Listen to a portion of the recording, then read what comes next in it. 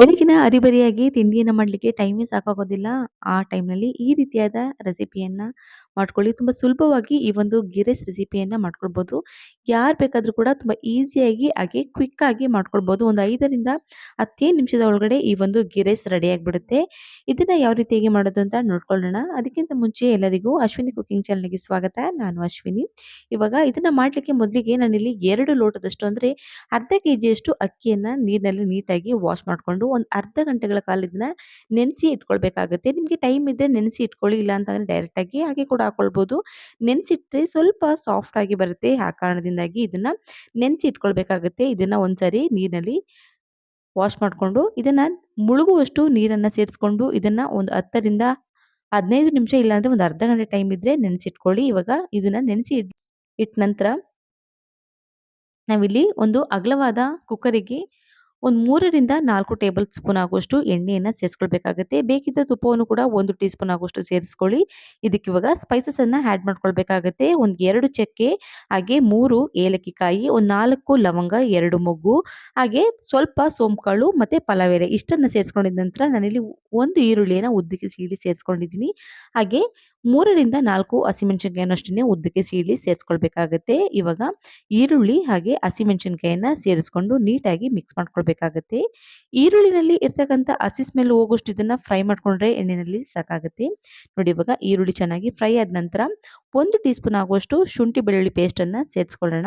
ತುಂಬಾನೇ ಚೆನ್ನಾಗಿ ಬರುತ್ತೆ ಅರೋಮಾ ಶುಂಠಿ ಬೆಳ್ಳುಳ್ಳಿ ಪೇಸ್ಟ್ ಅನ್ನ ಸೇರಿಸ್ಕೊಂಡು ಮಾಡ್ಕೊಳ್ಳೋದ್ರಿಂದ ಇದನ್ನ ಹಸಿ ಸ್ಮೆಲ್ ಹೋಗೋಷ್ಟು ಫ್ರೈ ಮಾಡ್ಕೊಂಡ್ರೆ ಸಾಕು. ಇವಾಗ ನಾನಿಲ್ಲಿ ಒಂದು ಬೌಲ್ನಷ್ಟು ಹಸಿ ಬಟಾಣಿಯನ್ನ ಸೇರಿಸ್ಕೊಳ್ತಾ ಇದ್ದೀನಿ. ಹಸಿ ಬಟಾಣಿ ಇದ್ರೆ ಸೇರಿಸ್ಕೊಳ್ಳಿ. ಇಲ್ಲ ಅಂತ ಅಂದ್ರೆ ಸ್ಕಿಪ್ ಮಾಡ್ಕೊಳ್ಬೋದು. ಬಟಾಣಿಯನ್ನ ಹಾಕ್ಲೇಬೇಕು ಅನ್ನೋಂಥದ್ದು ಏನೂ ಇಲ್ಲ. ತುಂಬಾನೇ ಚೆನ್ನಾಗಿ ಬರುತ್ತೆ ಬಟಾಣಿಯನ್ನ ಸೇರಿಸ್ಕೊಂಡು ಮಾಡ್ಕೊಳ್ಳೋದ್ರಿಂದ. ನಾನಿಲ್ಲಿ ಒಂದು ಮುಷ್ಟಿಯಷ್ಟು ಹಸಿ ತೆಂಗಿನಕಾಯಿ ಪೀಸನ್ನ ತಗೊಂಡಿದ್ದೀನಿ. ಇದನ್ನ ಸಣ್ಣದಾಗಿ ರುಬ್ಕೊಳ್ಬೇಕಾಗುತ್ತೆ. ರುಬ್ಲಿಕ್ಕೆ ಎಷ್ಟು ನೀರಿನ ಅಗತ್ಯ ಇದೆಯೋ ಅಷ್ಟು ನೀರನ್ನ ಸೇರಿಸ್ಕೊಂಡು ಸಣ್ಣದಾಗಿ ಪೇಸ್ಟ್ ಅನ್ನ ಮಾಡ್ಕೊಂಡ್ರೆ ಸಾಕಾಗುತ್ತೆ. ಒಗ್ಗರಣೆಯನ್ನ ಹಾಕೊಳ್ಳೋಷ್ಟರಲ್ಲಿ ಈ ಒಂದು ಕಾಯಿಯನ್ನ ಪೇಸ್ಟ್ ಅನ್ನ ಮಾಡ್ಕೊಳ್ಬೋದು. ನೋಡಿ ಇವಾಗ ಸಣ್ಣದಾಗಿ ರುಬ್ಕೊಂಡಿದ ನಂತರ ಇವಾಗ ಬೇಯ್ತಾ ಇರ್ತಕ್ಕಂಥ ಈರುಳ್ಳಿ ಬಟಾಣಿಗೆ ಸೇರಿಸ್ಕೊಳ್ಬೇಕಾಗತ್ತೆ. ಚೆನ್ನಾಗಿ ಒಂದ್ಸರಿ ನೀಟಾಗಿ ಮಿಕ್ಸ್ ಮಾಡ್ಕೊಂಡು ಇವಾಗ ರುಬ್ಬಿರ್ತಕ್ಕಂಥ ಕಾಯಿಯ ಪೇಸ್ಟ್ ಅನ್ನ ಸೇರಿಸ್ಕೊಂಡ್ಮೇಲೆ ಇನ್ನೊಮ್ಮೆ ಇದನ್ನ ನೀಟಾಗಿ ಮಿಕ್ಸ್ ಮಾಡ್ಕೊಳ್ಬೇಕಾಗತ್ತೆ.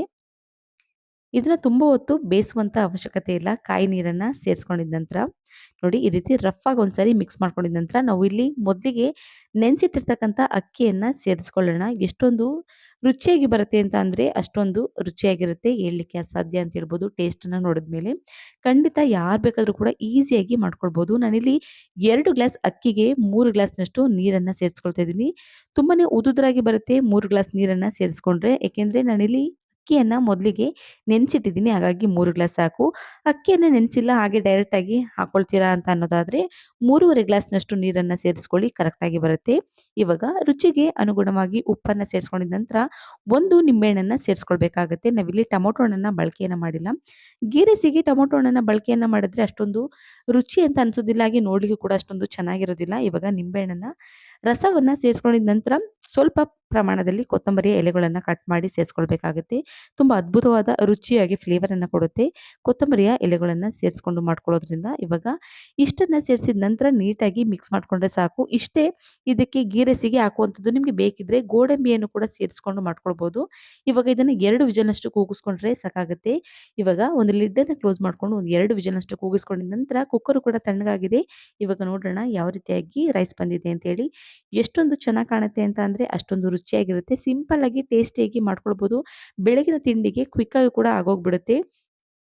ಇದನ್ನ ಇವಾಗ ಸರ್ವ್ ಮಾಡ್ಕೊಳ್ಳೋಣ. ಎಷ್ಟು ಉದ್ರುದ್ರಾಗಿ ಬಂದಿದೆ ಅಂತ ನೋಡಿ ಅನ್ನದ ಅಗಲುಗಳು. ನಾವು ನೀರಿನ ಪ್ರಮಾಣವನ್ನ ಕರೆಕ್ಟಾಗಿ ಹಾಕೊಳ್ಳೋದ್ರಿಂದ ಅದ್ಭುತವಾದ ರುಚಿ ಅಂತ ಅನ್ಸುತ್ತೆ. ತುಂಬಾ ಮೆತ್ತಗೆ ಮಾಡ್ಕೊಂಡ್ರೆ ಅಷ್ಟೊಂದು ಚೆನ್ನಾಗಿ ಬರೋದಿಲ್ಲ. ಖಂಡಿತ ಈ ಒಂದು ವಿಡಿಯೋ ನಿಮ್ಗೆ ಇಷ್ಟ ಆಗಿದ್ರೆ ಒಂದು ಲೈಕ್ ಮಾಡಿ. Thank you for watching. Bye friends.